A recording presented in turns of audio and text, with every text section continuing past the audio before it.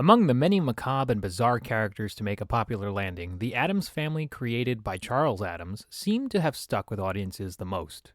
Originally starting as a series of illustrations and then adapted for television in 1964 for a brief period, it was mainly syndication airing did other generations get exposure. Thankfully, that influence worked its way to a movie producer's child, which lit the green light for a theatrical film version. Despite Charles Addams not living long enough to see it, most would probably think he'd enjoy it. This first shot at bringing the characters from the small to big screen is a very faithful tribute. There are, though, things to discuss within its execution, as avid fans of the franchise may be a little surprised after learning of the story. Larry Wilson, writer of Beetlejuice, and Caroline Thompson, writer of Edward Scissorhands, are credited for this screenplay.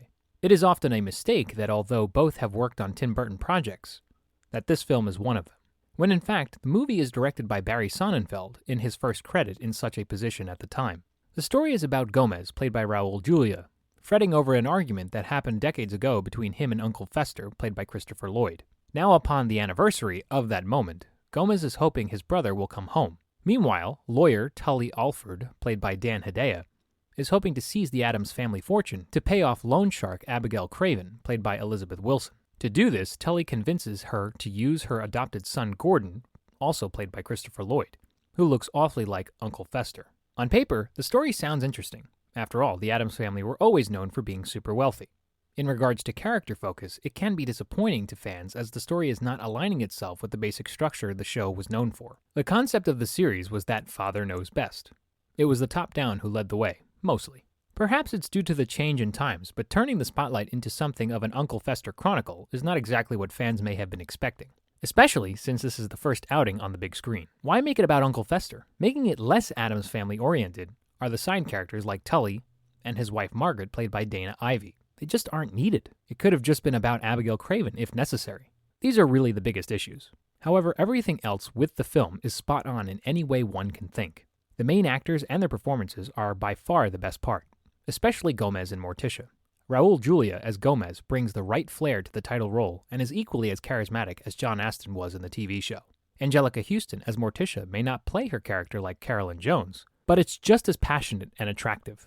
Playing Wednesday and Pugsley are Christina Ricci and Jimmy Workman, respectively.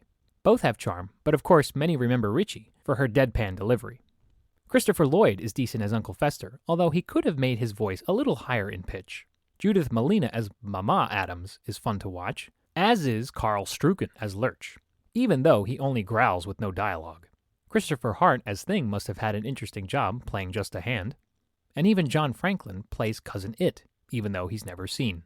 Visually speaking, the film properly reflects the gothic imagery known to be in the Addams family. The production design from Richard McDonald makes the Addams house feel 10 times larger than the TV version.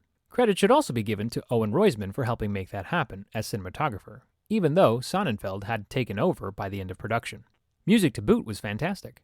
Composed by Mark Shaman, the La La Land release contains the full soundtrack and score material using all kinds of instruments, although mainly organ and full orchestra are heard. Thankfully, the original Addams Family theme composed by Vic Mizzy is also referenced within the album and film for those who feel it should be acknowledged. With over an hour of material including bonus tracks, it should be stressed any fan of the series should acquire this for an entertaining listening experience. The core of the story may not be what fans want, but this doesn't make the entire experience insignificant. Side characters aren't really important, but the actors chosen for the roles perform well. The comedic dynamic between the family members are just as strong as before. The look of the film also wins big points, as well as the music.